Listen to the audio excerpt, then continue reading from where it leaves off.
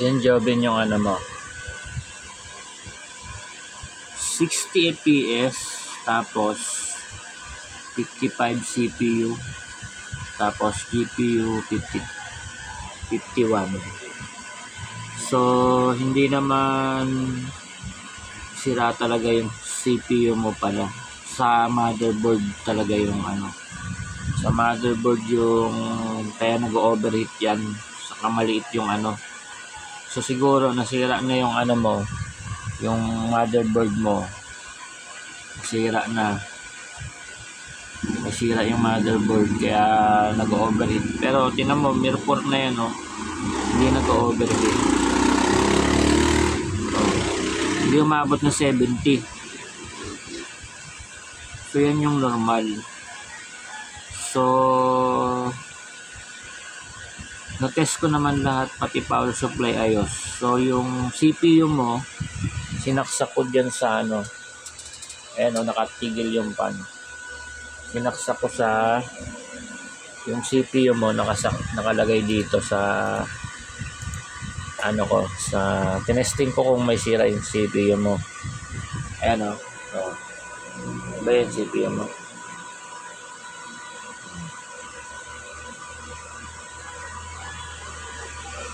Bayos na ayos, walang sira naman yung CPU mo. 50 ayan o, 55.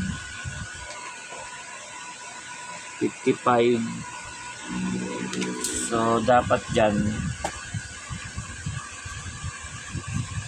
saka ilan ano, mabigat tong mirror na to eh. Oh, mabigat yung mirror. 55 lang. Pag dalawa, kahit siguro tatlo, subukan natin kung tataas yung ano, yung tawag dito, yung temperature pag tatlo. Ito, gawin natin 60 fps.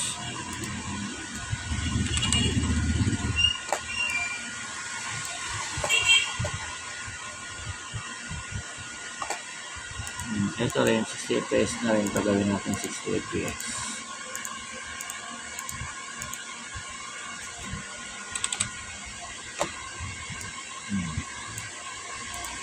Tingnan mo daw kung tataas yun.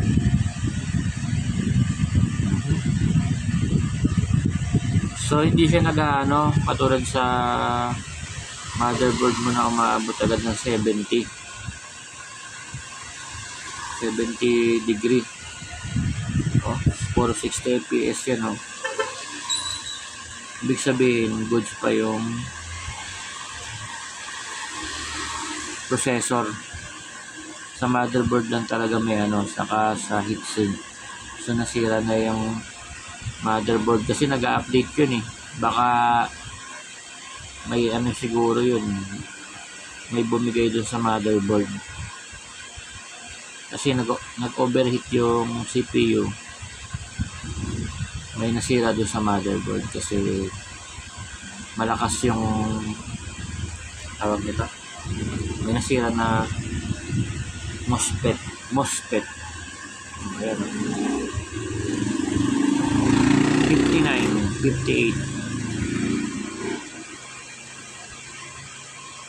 Oh, di ba?